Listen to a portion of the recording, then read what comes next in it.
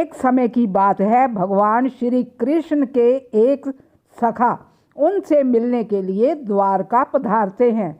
श्री कृष्ण उनके आने का कारण पूछते हैं तो वो सखा कहते हैं कि मैं ये जानना चाहता हूँ कि घर के आसपास किन किन वृक्षों का रोपण करना चाहिए, किन वृक्षों का रोपण करने से घर में दरिद्रता दूर होती है तथा शत्रु, रोग, भूत, पिशाच, भय आदि का नाश होता है, और कौन से ऐसे वृक्ष हैं जिनको घर में नहीं लगाना चाहिए। भगवान श्री कृष्ण मुस्कुराते हुए उत्तर देते हैं कि आज पूरे मानव जाति के कल्याण के लिए तुमने अत्यंत महत्वपूर्ण प्रश्न पूछा है। भगवान बोले, वृक्ष और पौधे भवन की सुंदरता को तो बढ़ाते ही हैं, साथ में ये वातावरण को शुद्ध भी रखते हैं। वृक्षों से सकारात्मक ऊर्जा का संचार होता है और घर में सुख समृद्धि भी आती है। लेकिन घर के आसपास कौन कौन से पौधे लगाने चाहिए, ये बताने से पूर्व मैं तुम्हें एक प्राचीन कथा सुनाता हूँ, जिससे तुम्हें समझ में आ जाएगा कि कौन से पौधे घर के सामने लगाने से सुख समृद्धि आती है तथा कौन से पौधे घर में लगाने से दुख और दरिद्रता का वास होता है। ये कथा प्रत्येक मनुष्य को सुननी चाहिए, क्योंकि इसके सुनने मात्र से भी दुख तथा दरिद्रता का नाश होता है। भगवान श्री कृष्ण कहते हैं कि एक समय की बात है, एक शहर में एक धनेश्वर नाम के वैश्य अपनी पत्नी सुमति के साथ रहते थे। वो भगवान विष्णु के बहुत बड़े भक्त थे। भगवान की कृपा से घर में किसी चीज़ की कमी नहीं थी। धनेश्वर की पत्नी भी बहुत सुशील और गृह कार्य में दक्ष थी। धनेश्वर की पत्नी ने अपने घर के आंगन में कुछ वृक्षों का रोपण किया हुआ था। वो प्रतिदिन उनमें जल चढ़ाती और उनकी सेवा करती थी।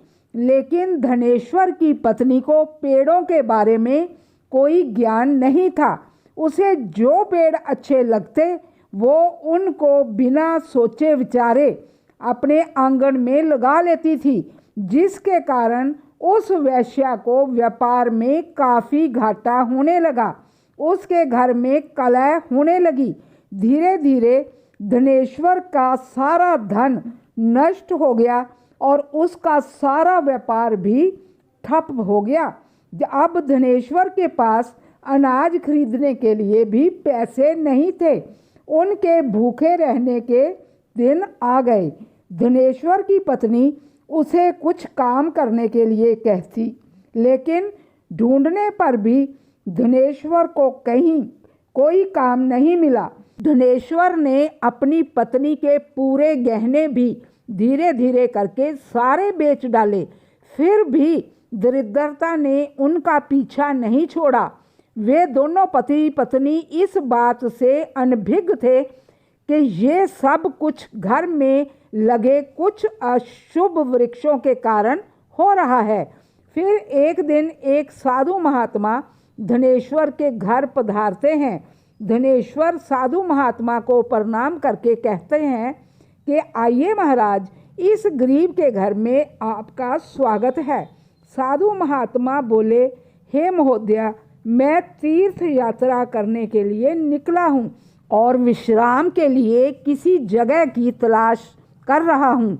यदि आपको कोई कष्ट ना हो तो मुझे अपने घर में रुकने के लिए थोड़ा स्थान दे दीजिए और थोड़ी भोजन की व्यवस्था भी हो जाए तो बहुत कृपा होगी। साधु महाराज के वचन सुनकर धनेश्वर बोला, साधु महाराज जी, आप कोई पुण्य आत्मा दिखाई दे रहे हैं। मुझे आपकी सेवा करने का सौभाग्य मिल रहा है। कृपा करके आप घर के अंदर आइए तो मुझे बड़ी खुशी होगी। धनेश्वर अपनी पत्नी से कहता है कि हे प्रिया, आज हमारे घर पर जो साधु महाराज आए हैं वो बहुत पुण्यवान दिखाई देते हैं। हमें उनके भोजन की कुछ व्यवस्था करनी होगी। धनेश्वर गांव में किसी सेठ के घर पर जाता है और थोड़ा धन देने की विनती करता है, पर वह सेठ उसे धन देने से इनकार कर देता है और कहता है कि तुम्हारे पास तो फूटी कौड़ी भी नहीं है, फिर मेरा धन कैसे वापस करोगे। धनेश्वर हाथ जोड़ता है कि यदि मैं आपका धन ना लौटा पाया तो आप मेरा घर ले लेना। सेठ को उस पर थोड़ी दया आती है और वह उसे धन देते हुए कहता है कि यदि तुमने मेरा धन नहीं लौटाया तो तुम्हें मुझे अपना घर देना पड़ेगा। धनेश्वर धन लेकर बाजार से दूध, चावल, सब्जी, आटा, शक्कर आदि खरीद कर घर आ जाता है। फिर धनेश्वर की पत्नी भोजन तैयार करती है और साधु महात्मा को बहुत प्रेम के साथ परोसती है। धनेश्वर की भक्ति और निष्ठा देखकर साधु महात्मा बहुत खुश होते हैं और धनेश्वर से बोलते हैं कि तुम्हारी जो भी कामना हो तुम मुझसे मांग लो।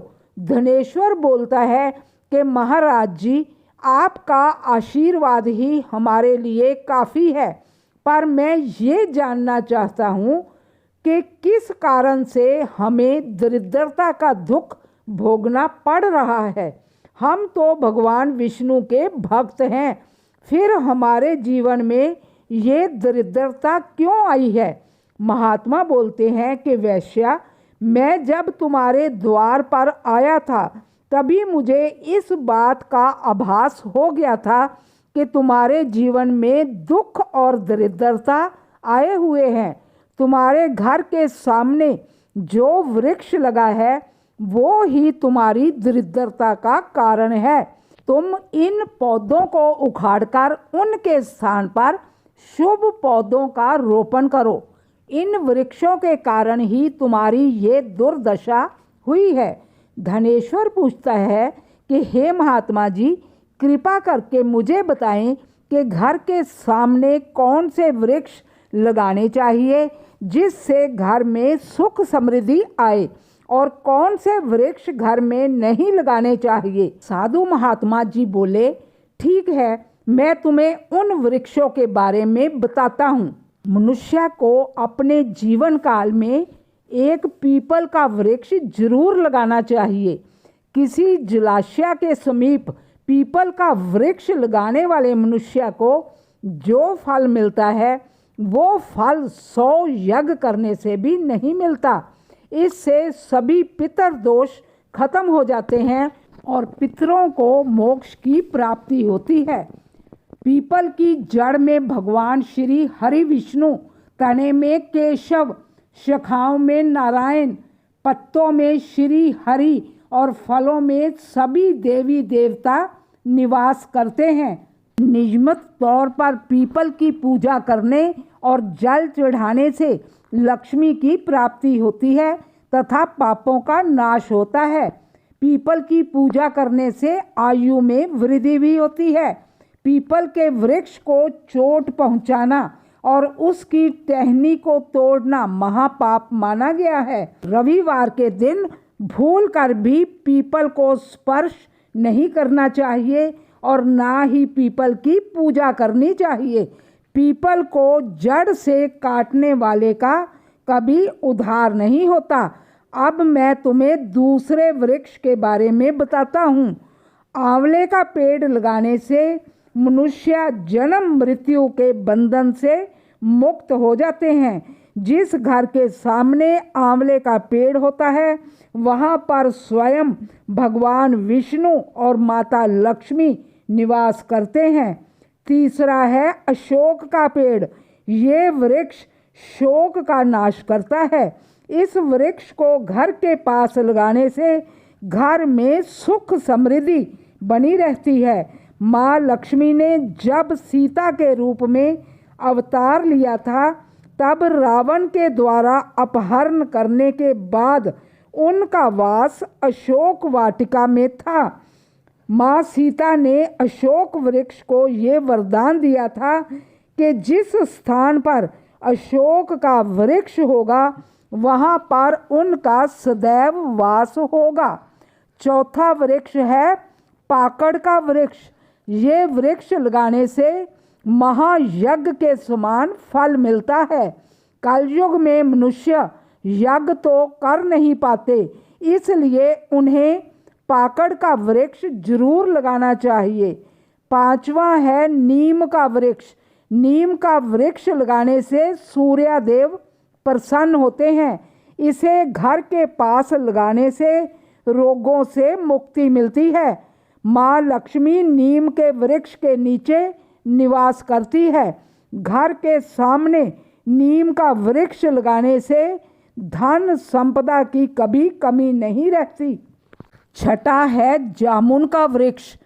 कन्या की कामना करने वाले मनुष्य को घर के सामने जामुन का वृक्ष जरूर लगाना चाहिए। वो कन्या कुल को तारती है।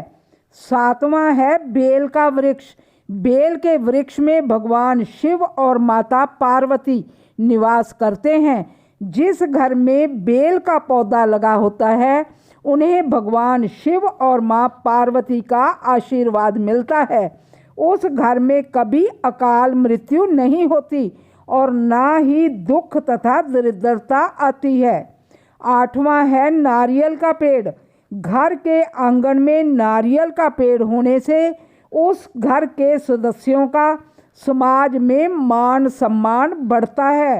नौवां वृक्ष है अनार का पेड़। सुंदर स्त्री की कामना करने वाले को घर में अनार का पेड़ जरूर लगाना चाहिए। पलाश का पेड़ ब्रह्म तेज प्रदान करता है। वंश वृद्धि और संतान प्राप्ति के लिए अंकोले का पेड़ जरूर लगाना चाहिए।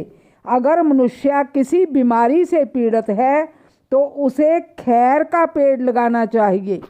चंदन और कटहल के वृक्ष भी पुण्य और लक्ष्मी को बढ़ाते हैं। केले का पेड़ भी बहुत शुभ होता है। केले के पेड़ में भगवान विष्णु का वास होता है। हार श्रृंगार, जिसे परिजात भी कहते हैं, इस पौधे को घर में लगाने से माँ लक्ष्मी की कृपा मिलती है। मनुष्य को घर में कभी भी ताड़ का वृक्ष नहीं लगाना चाहिए। जिस घर के आसपास ताड़ का वृक्ष होता है उस घर की संतानों की कभी उन्नति नहीं होती। बाहेड़े का वृक्ष भूत प्रेतों को खींचता है। इसको भी घर के आसपास नहीं होना चाहिए। घर में कभी भी ऐसे पौधे ना लगाएं जिनको तोड़ने से दूध निकलता हो या जिन पर कांटे लगे हों। घर के सामने बबूल का पेड़ होने से भी घर में विपत्तियां आती हैं। घर के सामने बेर का पेड़ भी नहीं लगाना चाहिए। इससे नकारात्मकता बढ़ती है और धन का नाश होता है। किसी मनुष्य को घर के सामने पपीते का वृक्ष भी नहीं लगाना चाहिए। इस वृक्ष को लगाने से धन का नाश होता है और दरिद्रता बढ़ती है। तुलसी का पौधा घर में लगाने से सुख समृद्धि यश वैभव और धन लाभ होता है। लेकिन ध्यान रहे तुलसी का पौधा भी घर के उत्तर या पूर्व दिशा में ही लगाना चाहिए। अंत में साधु महात्मा कहते हैं कि मैंने तुम्हें बहुत सारे शुभ और अशुभ वृक्षों के बारे में बता दिया है, इसलिए तुम सोच समझकर वृक्षों का रोपण करो और भगवान का आशीर्वाद प्राप्त करो। फिर वो साधु महात्मा धनेश्वर को आशीर्वाद देकर अंतर्ध्यान हो जाते हैं। धनेश्वर और उसकी पत्नी समझ जाते हैं कि भगवान विष्णु ही महात्मा के रूप में उनके घर पधारे हैं। वो विष्णु भगवान का धन्यवाद करने लगते हैं। भगवान श्री कृष्ण कहते हैं कि हे सखा, इस प्रकार मैंने तुम्हें बहुत सारे शुभ और अशुभ दोनों प्रकार के वृक्षों के बारे में बता दिया है। अब तुम भी जाकर अपने घर के आसपास इन वृक्षों का रोपण करो। इस प्रकार भगवान कृष्ण ने घर के पास या अंदर लगाए जाने वाले वृक्षों के बारे में बताया। आशा करती हूँ कथा आपको पसंद आई होगी। अगर जानकारी अच्छी लगी हो तो वीडियो को लाइक और शेयर करें तथा कमेंट में जय जय श्री कृष्णा अवश्य लिखें। जय जय श्री कृष्णा।